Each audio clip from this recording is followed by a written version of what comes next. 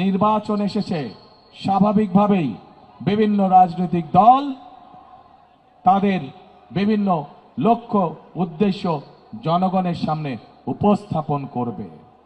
কিন্তু আমরা দেখছি একটি রাজনৈতিক দল, এই যে বাংলাদেশের অর্ধেক গোষ্ঠী নারী গোষ্ঠী, যে তাদের সম্পর্কে আমরা দেখেছি কিভাবে তাদেরকে ঘরের মধ্যে আটকিয়ে রাখতে চায়, সেই কথা তারা বলেছে।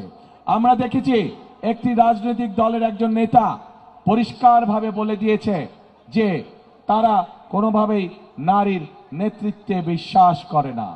আমরা দেখেছি একটি রাজনৈতিক দলের নেতা পরিষ্কারভাবে দুদিন আগে বলেছে যে যে সকল মহিলা, যে সকল মা বোনেরা কর্মসংস্থানের উদ্দেশ্যে কর্মসংস্থানের জন্য যান, তাদেরকে, প্রিয় ভাই বোনেরা, আপনাদের সামনে আমার বলতে রীতিমতন লজ্জা হচ্ছে, এমন একটি শব্দ সে আমাদের সব মা বোনদের জন্য ব্যবহার করেছে যা এই দেশের জন্য একটি কলঙ্ক স্বরূপ। প্রিয় ভাই বোনেরা, এই বাংলাদেশে খেটে খাওয়া মানুষের পরিবারের অধিকাংশ নারী কোনো না কোনোভাবে সংসারের উপার্জনের জন্য কাজ করে থাকে। এই বাংলাদেশের লক্ষ লক্ষ 50 লক্ষের উপরে নারী আজ যেই গার্মেন্ট শিল্প নিয়ে সকলে গৌরব করে, সেই গার্মেন্ট শিল্পে নারী শ্রমিকরা কাজ করেন।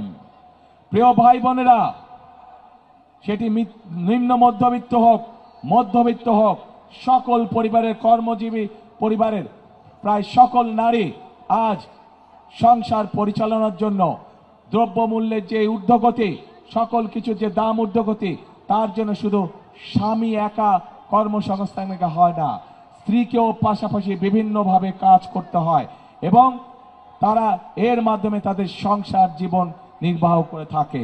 কিন্তু আজ আমরা দেখেছি একটি রাজনৈতিক দলের নেতা পরিষ্কারভাবে নারীদেরকে কিভাবে অসম্মানিত করেছে, তাদেরকে খারাপ ভাষা দিয়ে অসম্মানিত করেছে। প্রিয় ভাই বোনেরা, আমাদের নবী করিম সাল্লাল্লাহু আলাইহি সাল্লাম, উনার যে স্ত্রী ছিলেন বিবি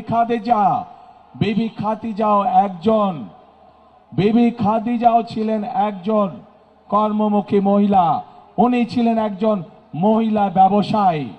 আজকে যেই দলটি, যাদের নেতা আজ বাংলাদেশের নারীদেরকে একটি খারাপ কিছুর সাথে তুলনা করেছে, তারা বলে তারা ইসলাম কায়েম করবে, কিন্তু নবী করিম সাল্লাল্লাহু আলাইহি ওয়াসাল্লামের স্ত্রী পর্যন্ত, উনিও পর্যন্ত একজন ব্যবসায়ী ছিলেন।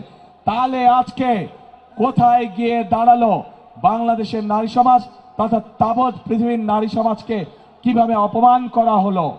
যে দলটি নির্বাচনের আগে দেশের অর্ধেক জনগোষ্ঠীকে ঘরের মধ্যে বন্দী করতে চায়, যে দলটি নির্বাচনের আগে দেশের অর্ধেক জনগোষ্ঠীকে অসম্মানজনকভাবে কথা বলে, তাহলে আপনাদের কাছে আমার প্রশ্ন, আজকে নির্বাচনে যদি তারা কোনোভাবে সুযোগ পায়, নির্বাচন পরবর্তী সময়, তাহলে তাদের আচরণ কি হতে পারে?